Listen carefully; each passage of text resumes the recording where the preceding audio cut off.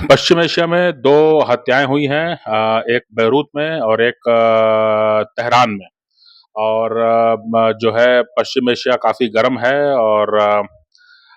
काफ़ी गर्म है पश्चिम एशिया और अ, इसके कुछ गंभीर नतीजे होंगे ही होंगे, है ना? एक बात जो समझने की है वो ये कि अ अ, ये अभी हाल में जो है पिछले बीते कुछ हफ्तों में जो है ये काफ़ी बात चल निकली थी कि दोनों पक्षों में माने इज़राइल में और हमास में जो है कहीं न कहीं शांति की बात जो है या जो है लड़ाई रोकने की बात जो है वो चल रही थी। लेकिन अब जो कल की घटना हुई है उसके बाद जो है बिल्कुल ही स्पष्ट है कि इसमें ये बात जो है अब कई महीनों तक जो है टल गई है और लड़ाई और एक-दूसरे को जो है नुकसान पहुँचाने की जो प्रवृत्ति है वो फिर से ज़ोर पकड़ेगी। इसमें जो एक बात ये समझ में आती है कि अ, इज़राइल जो है एक विकसित देश बनना चाहता है, काफ़ी हद तक उसको विकसित देश माना भी जाता है। लेकिन टेक्नोलॉजी के मामले में लेकिन कहीं न कहीं इज़राइल की बहुत समय से ये इच्छा रही है कि वो अपनी ज़मीनें बढ़ाए, है ना? प्रत्यक्ष या परोक्ष रूप से। तो अभी जो मामला ये हो रहा है कि अब जो है जब गज़ा में जो है पिछले कई महीनों में जो है वहाँ पर जो है एक बड़े पैमाने पर वहाँ पर तितर-बितर कर दिया गया या वहाँ पर जो है अब सामान्य जो पहले जो हमास जो अपनी गतिविधियाँ चला सकता था, अब वो संभव नहीं हो पाएगा। तो इसलिए कारण ये है कि अब गज़ा पर जो है मामला लगभग सेटल हो चुका है। जो सुनने में आ रहा है बात वो ये कि जो कुछ सुन्नी अरब देश हैं, जैसे सऊदी अरब या संयुक्त अरब अमीरात, यूएई, ये लोग जो हैं मिल करके जो हैं कोई प्रशासन वहाँ पर देंगे गज़ा में, जिससे कि ये समझ में आए कि इज़राइल वहाँ पर शासन नहीं कर रहा है। लेकिन जो शासन वहाँ पर देंगे वो बहुत ही जैसे नगर निगम होता है उस तरह का कि वो पानी, बिजली और स्वास्थ्य सेवा और इस पढ़ाई-लिखाई इन सब का जो है शासन वो लेंगे। लेकिन जो विदेशी मामले हैं या जो करेंसी का मामला है, जो पैसे का लेन-देन का मामला है, जो बॉर्डर क्रॉसिंग है, ये सब जो है फिर भी इज़राइल कंट्रोल करेगा, है ना? जो समझ में आते हैं, जो फ़ॉर्मूला पर बात चल रही है ना? क्योंकि शांति जो है उस पश्चिम एशिया में और आप जानते हैं कि जो है एक व्यापारिक कॉरिडोर की बात चल रही थी पिछले महीनों में जो कि भारत से शुरू होकर के यूएई में जाएगा, यूएई से सऊदी में जाएगा, सऊदी से जॉर्डन में जाएगा, जॉर्डन से इज़राइल और इज़राइल के बाद फिर यूरोप के यूनान में जाएगा। तो इस कॉरिडोर पर काम करने के लिए जो है काफ़ी सारे देश जो हैं वो काफ़ी उत्सुक हैं और इसके लिए जो है कहीं न कहीं शांति की ज़रूरत है और शांति जो है वो इस तरह से आएगी कि जिस फ़ॉर्मूले पे बात चल रही है वो ये कि गज़ा में जो है वो सुन्नी अरब देशों का कोई प्रशासन जो है एक आपस में मिला-जुला करके वो एक प्रशासन वहाँ पर देंगे और इज़राइल से उनकी दोस्ती रहेगी, इज़राइल से उनके अच्छे से अच्छे रिलेशन रहेंगे और इज़राइल को फ़ायदा ये होगा कि जो गज़ा का जो मोर्चा है ना? उधर उधर जो सैनिक लगाने पड़ते थे, उधर जो तैनाती रखनी पड़ती थी, वो पूरी तरह से मोर्चा खत्म हो जाएगा। पूरी तरह से मोर्चा खत्म हो जाएगा, कुछ खुफिया इनके संगठन है, वो तो वहाँ काम करते रहेंगे, लेकिन जो मोर्चा है, वो पूरी तरह लेबनान की तरफ आ सकता है ना? जो कि उनका उत्तरी किनारा है ना? उत्तर में है और यहाँ पर काफ़ी खेत हैं और इज़राइल में और यहाँ पर जो है कृषि है और बीते समय जब से लड़ाई शुरू हुई है, तब से लेबनान की तरफ से रॉकेट गिरते रहते हैं और इसलिए जो है, ऐसा माना जाता है कि तकरीबन लाख लोगों को जो है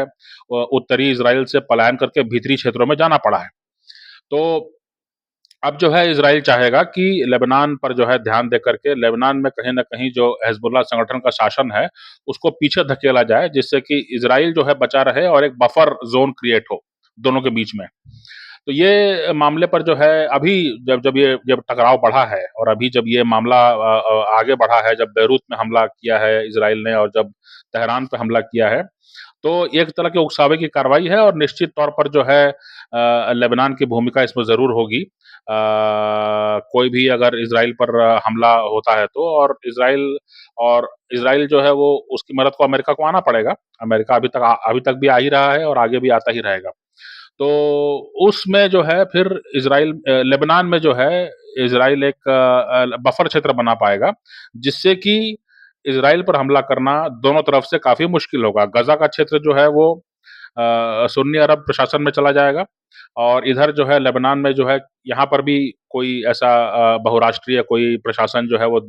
देने की बात हो सकती है। अमेरिका इस पर दबाव बना सकता है और उसमें जो है फिर होगा ये कि जो इज़राइल की भूमि है, वो काफ़ी हद तक सुरक्षित हो जाएगी, जो कि अभी नहीं है। अभी जो है उनके शहरों पर जो है काफ़ी रॉकेट वगैरह गिरते रहते हैं। तो उनके पास जगह नहीं है, कोई स्ट्रेटेजिक डेप्थ नहीं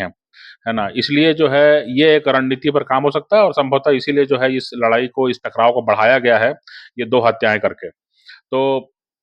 अब देखने वाली बात है कि ये ये मंसूबे कितने कामयाब होते हैं। ये भी माना जाना चाहिए कि अभी जो है अमेरिका चुनाव में जो है कुछ महीने हैं। ये लगभग माना जा रहा है कि ट्रम्प जो हैं वो लौट रहे हैं व्हाइट हाउस में। अगर ट्रम्प लौटते हैं तो पहले अपने कार्यकाल में जो है उन्होंने इज़राइल की बहुत मदद की थी और इज़राइल के कहने पर जो है ईरान को जो है ईरान के साथ जो एक एग्रीमेंट हुआ था, जिससे कि वो सामान्य व्यापार कर सकता था दुनिया भर के साथ, उससे फिर से मुकर गया अमेरिका। जो न्यूक्लियर डील थी उसमें जो है ईरान काफ़ी हद तक तैयार हो गया था कि अगर उनको व्यापार करने का मौका मिले और दुनिया भर से सामान्य व्यापार करने का मौका मिले, तो वो जो है अपने न्यूक्लियर प्रोग्राम पर कुछ समझौते करने को तैयार हो गए थे। लेकिन अमेरिका जो है उस समझौते से पीछे हट गया इज़राइल के कहने पर और अभी फिर जो है ये बात आई कि जो इज़राइल और फ़िलिस्तीन का जो मामला है, दुनिया के बहुत सारे देश इस बात को मानते हैं कि फ़िलिस्तीन भी अपना एक देश है, जिसका भी एक कोई भूमि होनी है। तो उसका जो है मामला ये है, दोनों देशों में ज़िद पकड़ के बैठे हुए हैं कि इज़राइल का कहना है कि पूरा यरूशलेम जो है, जो कि 3 मज़हबों के लिए बहुत ही महत्वपूर्ण माना जाता है, उनके लिए बहुत ही इम्पोर्टेंट है वो यहूदी ईसाई और मुस्लिम के लिए। तो ये माना जा रहा था कि जो पूर्वी यरूशलेम है, वो फ़िलिस्तीन की राजधानी बनेगा और जो पश्चिमी यरूशलेम है, वो इज़राइल के हिस्से में आएगा। लेकिन अभी बीते कुछ सालों में जो है नैरेटिव चेंज हुआ है और इज़राइल का ये कहना है कि पूरा यरूशलेम पर जो है वो दावा इज़राइल का होगा, नियंत्रण इज़राइल का होगा। इसको जो है अमेरिका भी नहीं मान रहा था लेकिन ट्रम्प के कार्यकाल में जो है, ट्रम्प ने जो है अमेरिका का जो दूतावास है उसको तेल अवीव से हटा करके और यरूशलेम में स्थापित कर दिया और इस तरह से ये सिद्ध हुआ ये अमेरिका ने सिग्नल दिया कि वो यरूशलेम को पूरे यरूशलेम पर इज़राइल का अधिकार मानता है और पूरे यरूशलेम को जो है इज़राइल की राजधानी मानता है ना? तो ये एक मामला हुआ, दुनिया के बहुत सारे देश इससे सहमत नहीं हैं। दुनिया के बहुत सारे देश जैसे भारत का जो है भारत का दूतावास आज भी तेल अवीव में ही है। तो ये एक बात हुई लेकिन अगर सुन्नी अरब प्रशासन जो है अगर गज़ा में बैठता है तो ये बिल्कुल संभव है कि ट्रम्प का हस्तक्षेप ला करके जो है इज़राइल अपनी जो एक रोज़मर्रा के जो एक जो रॉकेट गिरने का जो खतरा रहता है, रोज़मर्रा का जो एक दबाव रहता है कि यरूशलेम किसके पास जाएगा और ये कार्रवाई हो रही है, वो कार्रवाई हो रही है और रोज़ाना जो है खबरें छपती रहती हैं इसके बारे में, उसको बहुत हद तक सेटल करने में वो कामयाब हो सकता है, ट्रम्प की मदद से, है ना? ट्रम्प प्रशासन अगर आता है अगले 6 महीने में, तो ये मान के चलना चाहिए कि जो इज़राइल ने अभी तक जो हासिल किया है अपने सैन्य अभियान से, उसको ट्रम्प का जो है उसको एक स्थिरता दे देंगे, उसको एक स्थायित्व दे देंगे, है ना? और यही जो है एक बड़ा एक एस्पेक्ट है जो कि ईरान को, उसके सहयोगी संगठनों को या दुनिया भर के देश जो फ़िलिस्तीन के बारे में काम करते रहे हैं, उनको भी सोचना पड़ेगा कि ये एक रणनीति है जिस पर जो है काम आगे बढ़ रहा है और ये उनको भी दिख रहा होगा।